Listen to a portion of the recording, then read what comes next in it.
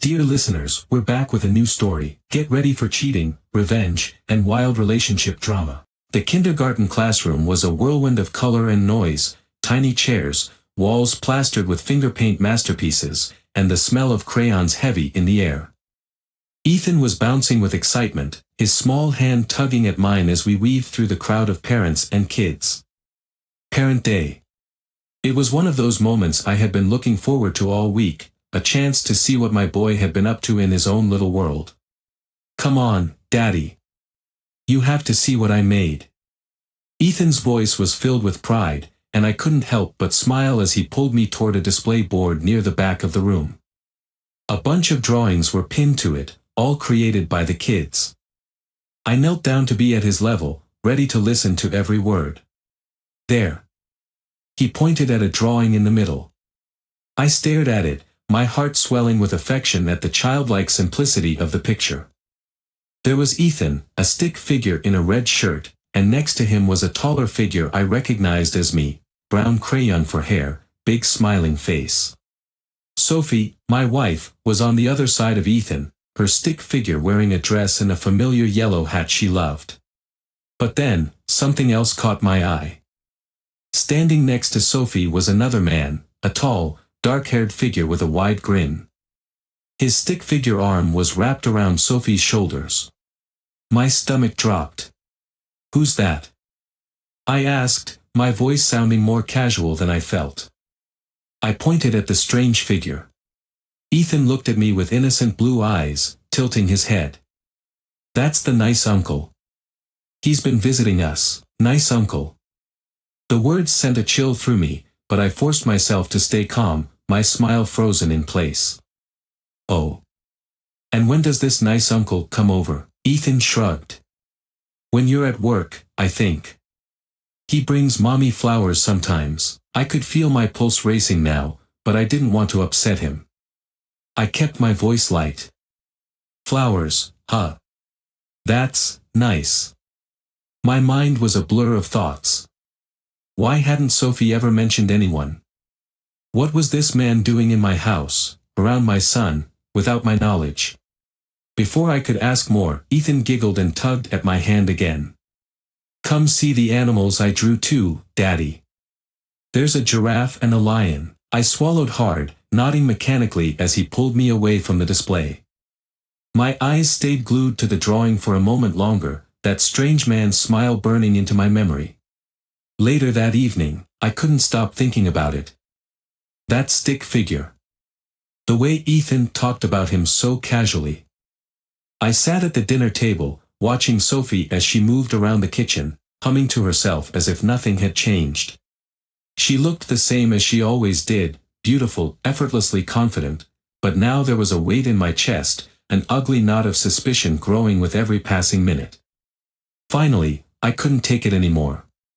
"Hey," I said, trying to sound as nonchalant as possible. "Ethan showed me his drawings today. He was really proud of them." Sophie smiled, glancing at me over her shoulder. "Yeah. He loves drawing these days. He's so creative." "Yeah, he is," I replied, pushing the food around on my plate. "He drew you and me. And someone else, too." She paused for a second, just long enough to make me notice. "Oh. Who?" I leaned back in my chair, keeping my eyes on her. "Someone he called the nice uncle. Apparently, he's been visiting when I'm not around." There it was.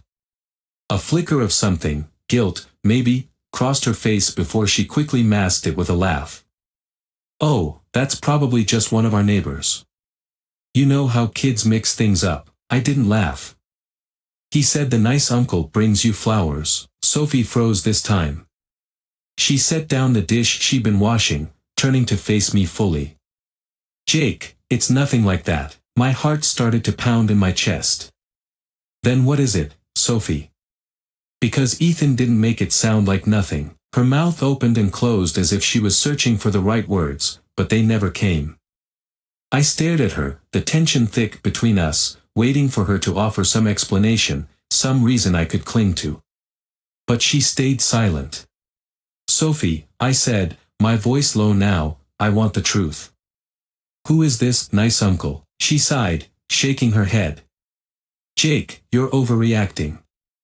It's not. Don't tell me I'm overreacting. I cut her off, my voice sharper than I intended. This man, whoever he is, has been around our son. And you haven't said a word about him to me. What the hell is going on? There was a long silence. Sophie's eyes flicked toward the door, where Ethan was playing in the living room, unaware of the growing tension between us. She hesitated, biting her lip. I'll explain everything later, she finally muttered, almost under her breath. Just not now. That was all I needed to hear. The knot in my stomach tightened, and I stood up from the table, leaving my barely touched dinner behind. We'll talk, I said, my voice cold. But don't think this conversation is over. I walked past her, out of the kitchen, unable to stand the sight of her. I needed space. I needed answers. But most of all, I needed to figure out what this man, this so-called. That night, I tossed and turned, sleep slipping through my fingers like sand. Every time I closed my eyes, I saw Ethan's drawing, the smiling stick figure of the nice uncle looming beside Sophie. My thoughts spiraled as I replayed every interaction I had with her over the past few weeks, looking for clues, for anything I might have missed. The late nights, the hushed phone calls, the feeling of distance growing between us. How had I been so blind? At around 2 a.m., I couldn't take it anymore. I climbed out of bed and headed to the living room, hoping to find solace in the quiet. I settled into the worn couch, its fabric comforting in a way that the emptiness of our bedroom was not. My mind raced as I reviewed everything I knew, or thought I knew, about Sophie. Suddenly, my phone buzzed on the coffee table, breaking the stillness of the night. I picked it up, hoping for a distraction. But it was just a notification, a news alert about a local woman who had gone missing. I frowned, shoving the phone back down. I couldn't shake the feeling that this was somehow related, that Sophie's secrets were far darker than I'd realized. The next morning, I had an unsettling energy coursing through me. I watched as Sophie prepared breakfast, flipping pancakes while humming a cheerful tune. It made my heart ache, the way she seemed so blissfully unaware of the storm brewing beneath the surface. I decided then that I had to confront her, to dig deeper. As she poured syrup over a stack of pancakes, I gathered the courage to speak. Sophie, I started, my voice steady but laced with urgency, we need to talk about Adam. Her hand froze, the syrup dripping slowly back onto the plate. Jake, can't this wait until after breakfast? No, it can't. Ethan drew a picture of you with him. I want to know who he is and why he's been around our son. She turned to me, her eyes narrowing, and for a moment, I saw something flash behind her facade, a flicker of panic. You're making this a bigger deal than it is. A bigger deal? Sophie, our son is mentioning a man I've never met. That is a big deal. I shot back, my voice rising. What else don't I know? Sophie sighed, exasperated. It's just a friend from work, okay? I thought it would be nice for Ethan to have someone to play with when you're busy. Busy? You've been working late a lot lately. How many friends do you have, Sophie? I pushed, my heart racing as I tried to gauge her reaction. Why is this nice uncle coming into our lives without me knowing? She set the syrup down, crossing her arms defensively. Jake, I didn't want to involve you until I was sure. You've been so busy with work yourself, and I didn't want to overwhelm you with every little detail. Every little detail? I echoed incredulously. You think this is a little detail? You're allowing a stranger into our home, and Ethan is calling him uncle, while you keep me in the dark. Sophie flinched at my words, her bravado fading. You're right. I should have told you sooner, but I was trying to protect you. I didn't think it was that serious. My heart sank. Not serious? How can you say that? You're betraying our trust, my trust. This isn't just about you anymore, it's about our son. She opened her mouth to argue but then closed it, defeated. I watched as her expression softened, tears welling up in her eyes. I'm sorry, she whispered, her voice cracking. I didn't mean for any of this to happen. Then explain, I urged, stepping closer, desperate for clarity. What is your relationship with this man? And why do I get the feeling there's more to this than just a friendship? Sophie's shoulders sagged, and she seemed to shrink in on herself. We've been talking. He's been a good listener, someone to lean on when things have been tough between us. But I swear, Jake, I never meant to hurt you. I shook my head, the reality of her words washing over me like cold water. So, there's an emotional connection. And what happens when that emotional connection leads to something more? Because it sounds like you're already crossing lines. I swear, it's not like that, she protested, desperation creeping into her voice. He's just been there for me, just been there. I echoed, anger flooding back in. This is exactly what I was worried about. You're lying to me, and I need to know the truth. I didn't think I was doing anything wrong, she shot back, tears spilling over. I thought I was just being friendly. I didn't want to ruin what we have. Ruin what we have? I said, incredulous. You've already done that. You've invited a stranger into our lives, Sophie. How can I trust you again? The silence that followed was heavy. I felt the weight of her gaze on me, searching for forgiveness, but I couldn't find it in myself to give her any. The betrayal had carved a deep wound that wouldn't heal easily. Look, I need some time to think, I finally said, my voice low but firm. I'll be in the office. I turned and walked away, leaving her standing in the kitchen, the smell of pancakes mingling with the bitter taste of betrayal in my mouth. As I shut the door behind me, I felt a strange sense of clarity wash over me, mingled with the weight of heartache. This wasn't just about Sophie anymore, it was about protecting my son from whatever this nice uncle was bringing into our lives. I had to figure out who Adam was, and fast. The office was a nondescript building tucked away in a quiet part of town, the kind of place that blended into the background and went unnoticed. I pushed open the door to the private investigator's office, my heart racing. I needed answers, and this was my last shot at finding the truth about Adam, the nice uncle. The smell of stale coffee hung in the air, and the walls were lined with framed photographs of various people in unflattering poses. A middle-aged man with thinning hair sat behind a cluttered desk, glancing up as I entered. His name was Martin, and he had a reputation for getting results. Jake, right? He said, extending a hand. I got your call. What can I do for you? Thanks for meeting me on such short notice, I replied, shaking his hand firmly. I need you to look into someone for me, Adam. I think he's been spending time with my wife, and I need to know everything about him. Martin raised an eyebrow, intrigued. You suspect there's more to this man than what you're aware of? Absolutely, I said, my voice steady but filled with anxiety. My son drew a picture of him with my wife, calling him the nice uncle. I can't shake the feeling that there's something dangerous about him. Martin nodded, leaning back in his chair as he took notes. How long has this been going on? I ran a hand through my hair, frustration boiling beneath the surface. I didn't find out until recently. My wife has been secretive, and I found a few messages that made it clear they've been in contact more than I realized. Okay, I can help you, he said, his demeanor shifting to serious professionalism. I'll run a background check, see if there are any red flags, and I can keep an eye on him. What do you mean by keeping an eye on him? I asked, trying to mask my unease. Martin leaned forward, a hint of intensity in his eyes. I'll surveil him, see who he interacts with, where he goes. If there's anything suspicious, I'll document it. But I need you to be completely honest with me. This can get complicated. I took a deep breath, weighing my options. I'm ready for whatever it takes. I just want to protect my son. Martin nodded, his expression softening. Good. I'll start right away. I'll need a few details, like where he lives, his workplace, and any other relevant information you might have. I pulled out my phone and showed him the text messages I had saved from Sophie's phone, the conversations that hinted at an emotional affair. This is what I found. As Martin scanned the messages, his brows furrowed in concentration. Got it.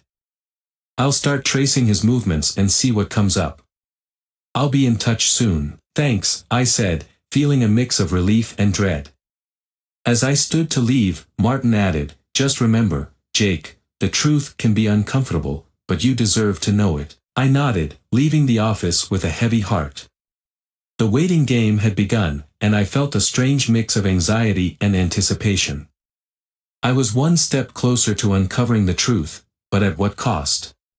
Days later, the following week dragged on painfully slow.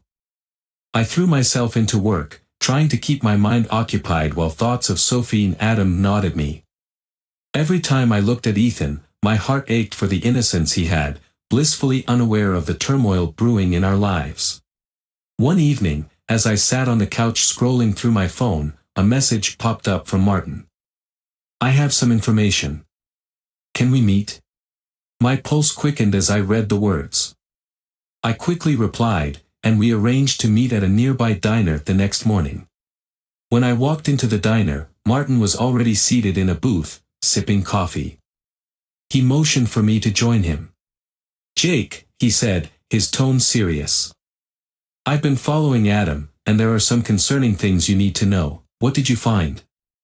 I asked, my heart pounding.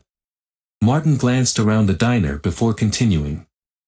First, he has a history with women. Nothing that's been officially documented, but there are a few allegations, emotional manipulation, some accusations of crossing lines with married women. I felt the blood drain from my face. Are you serious? How can he get away with this? Not every case is reported, and many women are too afraid to speak up. But I spoke to a few sources, and the picture isn't pretty. He has a pattern, Jake. He's charming, draws people in, but then he betrays their trust. I leaned back in my seat, processing his words. So, he's a predator. In a way, yes. But I think it's deeper than that. He's calculated.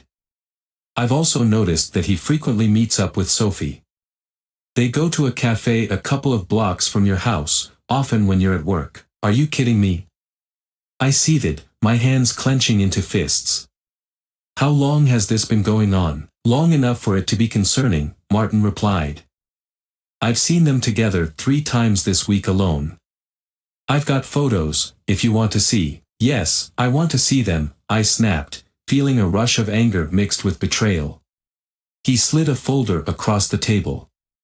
I opened it, revealing a series of photographs. In each one, Adam was leaning close to Sophie, their heads bent together as they laughed. The intimacy in their body language was sickening. I felt a wave of nausea wash over me. This is infuriating. How could she do this? Emotional affairs can be just as damaging as physical ones, Martin reminded me gently. You need to confront her about this. But remember, tread carefully. You don't want to push her into a corner. I sighed heavily, frustration bubbling beneath the surface. I don't know how much more I can take. My son is involved in all this, and I need to protect him. Martin nodded, his expression empathetic. That's why I'm here, to help you uncover the truth and ensure your son is safe. Whatever you decide to do next, make sure you're prepared for the fallout. I closed the folder, my mind racing with possibilities. I had to confront Sophie, to expose Adam for who he really was. But I also needed to be careful. This was going to change everything, and I needed to be ready for the consequences. Thanks, Martin, I said, steeling myself. I appreciate everything you've done. Just remember, you're not alone in this, he replied, his voice steady. You'll get through it. And I'll be here to help you every step of the way. As I left the diner, I felt a mixture of anger and determination. It was time to take control, to protect my son from the chaos swirling around us. And it started with confronting the truth, about Adam and about Sophie. The day of the confrontation felt like the calm before a storm. My heart raced as I paced the living room, running my hands through my hair. Ethan was at a friend's house for a play date, leaving Sophie and me alone for what would be an explosive conversation. I glanced at the clock, willing the minutes to pass faster. When Sophie walked in from her errand, the door closing softly behind her, I steeled myself. She looked up, a smile breaking across her face when she saw me. "Hey. I thought we could have dinner together tonight." "Just the two of us," she said, the excitement in her voice contrasting sharply with the turmoil I felt inside. "Actually, we need to talk," I replied, my tone serious. "It can't wait." Her smile faltered, replaced by concern. "What's wrong?" I crossed my arms, taking a deep breath to center myself. "It's about Adam." Sophie's expression shifted, a flicker of fear crossing her features. "Jake, I told you, he's just a friend. We've been discussing some work projects together." "Cut the crap, Sophie," I said, my voice rising. "I know you've been meeting him. Martin has been watching you both. I have photos, and I know about the accusations against him." Sophie's face went pale. "What?" "Jake, please, save it," I interrupted, holding up my hand. "I'm not here to hear excuses. You've been lying to me, and worse, you've involved our son in your deceit." She stepped back, her eyes widening. "You don't understand. I thought I could handle it. I didn't want to burden you with my feelings. I was just trying to cope with everything." "Coping? By betraying me? By allowing a man who has a history of manipulating women around our son?"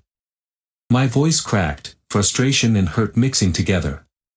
"How could you be so reckless?" Sophie's shoulders sagged, and she finally dropped her gaze to the floor, the fight leaving her. "I didn't think it was serious. It started off innocent, just someone to talk to.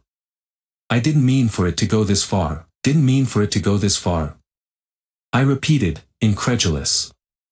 "You didn't think anyone would notice? You're married to me. You had a commitment to our family. This friendship of yours has consequences." "Jake, please," she pleaded, her voice trembling. "I'm so sorry. I never wanted to hurt you. I thought you were too busy to care." "Too busy?" I echoed, my voice incredulous. "You thought you could just hide a whole person from me? Sophie, you don't get to decide what I care about. This affects Ethan, and that's what I'm most furious about." "Ethan? What about him?" she asked, confusion spreading across her face. "I found out he's been calling Adam the nice uncle. He's drawing pictures of him with you. Do you even understand how that feels? Our son is being influenced by a man who shouldn't even be in our lives." Sophie's eyes widened as she processed the weight of my words. "I didn't know he was calling him that. I swear I didn't. I just wanted to make everything easier for us." I shook my head in disbelief. "Easier? This isn't easier, it's a disaster. We've been married long enough for you to know how much I value honesty. And yet, you decided to keep something like this from me." "I was scared, Jake," she admitted, her voice breaking. "I didn't want to lose you. I thought if I could keep this under wraps, we could be fine." "Fine?" I scoffed, the anger boiling over. "You think lying is the way to make things fine? This isn't just a small thing to brush aside, it's a betrayal that shakes the foundation of our family." Sophie looked desperate, her hands trembling. "What do you want me to say?" "I messed up. I didn't think it would escalate, I just wanted a little support. I missed the connection we had, and I didn't know how to ask for it. What you needed to do was communicate. Instead, you chose to sneak around behind my back," I replied, my voice stern. "What about Adam? What about the fact that you've been allowing him into our lives while keeping me in the dark? How do you think that affects Ethan? He deserves better than this." Tears streamed down her face. "I know. I messed up, and I'm so sorry. I didn't mean to involve him, I thought it was harmless." "Harmless?" I barked, frustration spilling over. "How is this harmless? This isn't just about you anymore. This is about our son, who is being put in the middle of this mess. I need to protect him." "Jake, please," she begged, desperation in her eyes. "I love you. I'm willing to do whatever it takes to fix this. Please don't leave me." "Do you love me?" I challenged, my voice steady. Because love doesn't look like this. Love doesn't involve secrets. Love is built on trust, and you've shattered that trust. She opened her mouth to respond but then closed it, the weight of my words sinking in. I'll do anything to regain your trust, Jake. Just give me a chance to prove it. Prove it? How? By continuing to see Adam. By allowing him to worm his way into our lives even further. I can't just sit back and let that happen. You have to choose, this man or your family. The silence that followed hung heavily in the air. Sophie looked defeated, her gaze falling to the ground. I don't want to lose you. Then you need to make a decision, I replied, my tone firm. It's either him or us. I won't let our son be exposed to this chaos any longer. With that, I turned and walked out of the room, my heart pounding in my chest. I needed to think, to find clarity amidst the chaos that had suddenly engulfed my life. The confrontation had left me shaken, but I knew I had to protect Ethan at all costs. As I stepped out into the cool evening air, I felt a mix of anger, sadness, and determination. I couldn't control Sophie's choices, but I could control my own. I would make sure Ethan would grow up safe and protected from the turmoil that threatened to tear our family apart. I pulled out my phone, contemplating calling Martin again. I needed a plan. I needed to confront Adam. It was time to expose the truth and reclaim the life I had worked so hard to build for my son.